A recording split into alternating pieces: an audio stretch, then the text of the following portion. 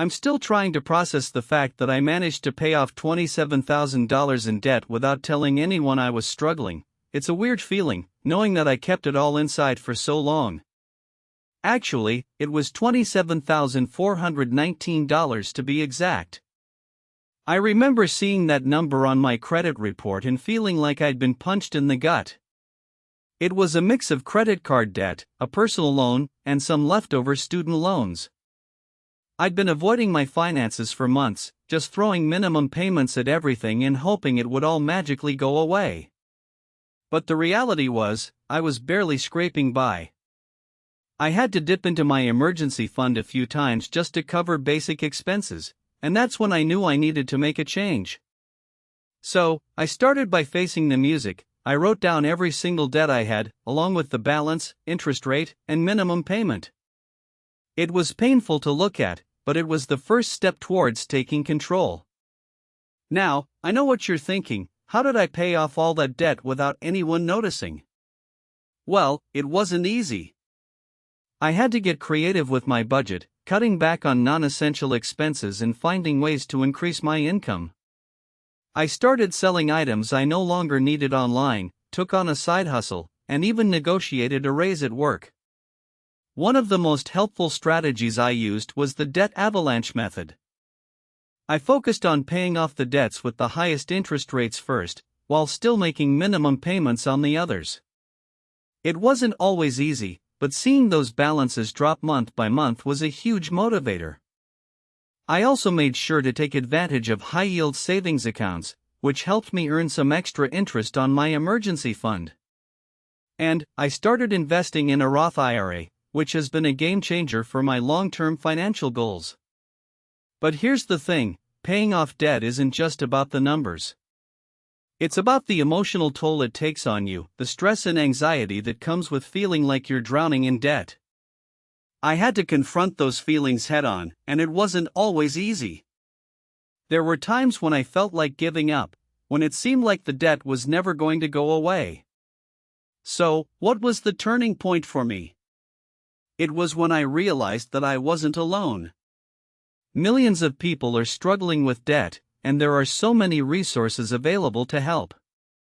I started reading personal finance blogs, listening to podcasts, and talking to friends who had been in similar situations. And that's when it clicked: I didn't have to do it alone. If you're struggling with debt, I want you to know that you're not alone either. There are people who care, who want to help. So, drop your biggest debt in the comments below.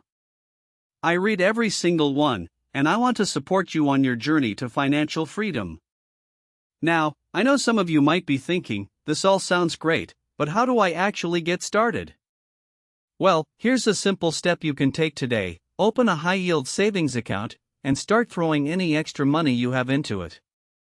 It's not about the amount, it's about building the habit. And if that just clicked for you, hit like. It tells me to keep making this content. If you know someone who's struggling with debt, send them this video.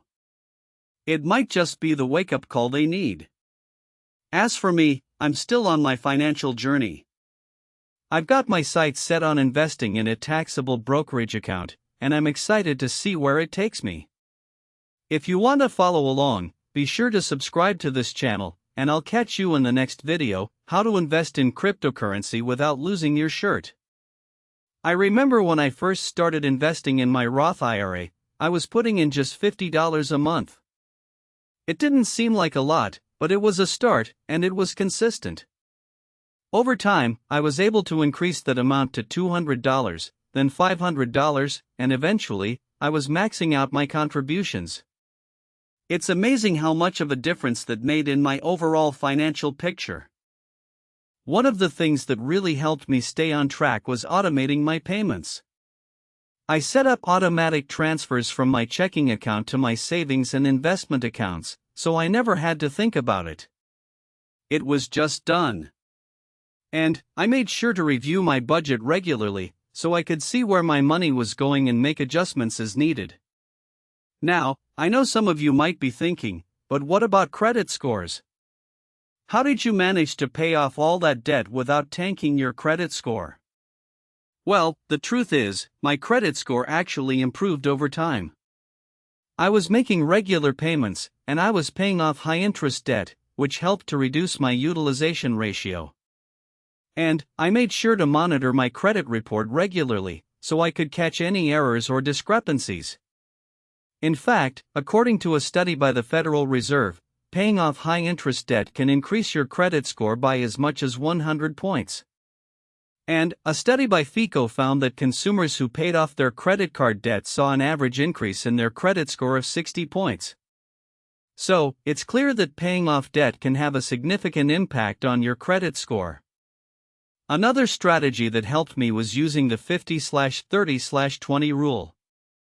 I allocated 50% of my income towards necessary expenses like rent and utilities, 30% towards discretionary spending, and 20% towards saving and debt repayment.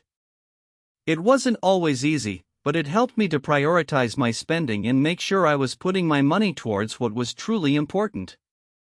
I also want to talk about the importance of having a support system. I was lucky to have a few close friends who were also working on their finances, and we would regularly check in with each other to discuss our progress and offer support. It made a huge difference to have people who understood what I was going through, and who could offer valuable advice and encouragement. In fact, a study by the Journal of Consumer Research found that people who had a support system in place were more likely to stick to their financial goals and achieve success. So, if you're struggling with debt, don't be afraid to reach out to friends, family, or a financial advisor for support. Now, I want to share a personal anecdote that really drove home the importance of financial literacy for me. I was at a dinner party with some friends, and one of them was talking about how they had just taken out a payday loan to cover some unexpected expenses. I was shocked, because I knew how predatory those loans can be, with interest rates that can exceed 300%. I gently suggested that they consider alternative options, such as a personal loan or a credit card with a 0% introductory APR. And I offered to help them work out a plan to pay off the loan as quickly as possible. It was a wake-up call for both of us, and it reminded me of the importance of being proactive and informed when it comes to our finances. According to the Consumer Financial Protection Bureau, payday loans can trap consumers in a cycle of debt, with the average borrower paying $520 in fees to borrow just $375. So, it's clear that these loans can be incredibly predatory, and it's essential to avoid them at all costs. If you're struggling with debt, I want to encourage you to take that first step today. Whether it's opening a high-yield savings account, or simply facing the music and taking a hard look at your finances, it's time to take control. And, if you need support, don't be afraid to reach out. There are people who care, and who want to help. In fact, I want to share a resource with you that I found incredibly helpful during my own debt repayment journey. It's a budgeting app called You Need a Budget, or an app for short. It's a simple, intuitive tool that helps you track your expenses, set financial goals, and stay on top of your money. And, it offers a free trial, so you can try it out and see if it's right for you. I also want to talk about the importance of celebrating your successes, no matter how small they may seem. When I paid off my first debt, it was a credit card with a balance of $2,500. I remember feeling an overwhelming sense of pride and accomplishment, and I celebrated by treating myself to a nice dinner. It was a small victory, but it was a crucial one, because it helped me to stay motivated and focused on my long-term goals. As I look back on my journey, I realize that paying off debt is just the beginning. It's a crucial step towards achieving financial freedom, but it's not the only one. Now, I'm focused on building wealth and creating a secure financial future for myself. And I'm excited to share my journey with you and to help you achieve your own financial goals. In fact, I want to leave you with a challenge today. Take the next 30 days and commit to tracking every single transaction you make. Write it down in a notebook, or use an app like Mint or Personal Capital. It's a simple exercise, but it can be incredibly eye-opening, and it can help you to identify areas where you can cut back and optimize your spending. And, if you're feeling ambitious, take it a step further. Use the 30-day challenge to create a budget, or to start investing in a retirement account. The key is to take that first step, and to start building momentum towards your financial goals.